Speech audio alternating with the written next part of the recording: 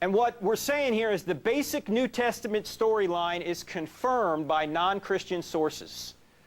Who are the non-Christian sources? We've seen some of them. There are 10 ancient non-Christian sources within 150 years of Jesus' life. Some of them are historians like Josephus, Tacitus, Suetonius, Thallus, Phlegon. We just mentioned the first three. Also, government officials like Pliny the Younger, Emperor Trajan, Emperor Hadrian. They mentioned something about Jesus, and other sources, including the Jewish Talmud and the Greek writer Lucian. And when you combine these sources, or these references, they're very brief references. You saw the reference to John the Baptist in Josephus. They're very brief references. When you combine all these references together, here is the story that you can construct about Jesus. Jesus lived during the time of Tiberius Caesar. Again, this is all from non-Christian sources, okay? He lived a virtuous life. He was a wonder worker. He had a brother named James. He was claimed to be the Messiah. He was crucified under Pontius Pilate. An eclipse and an earthquake occurred when he died. He was crucified on the eve of the Passover.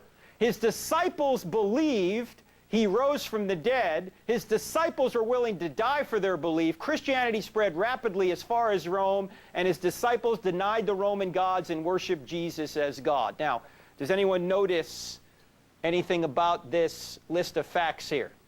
This is what the New Testament says, right? It's the same story, but this is from non-Christian sources.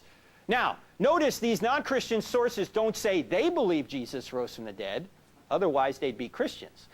But these non-Christian sources are saying his disciples believed he rose from the dead, and his disciples were willing to die for their belief. And Christianity spread rapidly as far as Rome. This is pretty good stuff, isn't it? The conclusion to all this is that fictions and forgeries aren't like this, but actual history is like this. There's no way to invent all this stuff.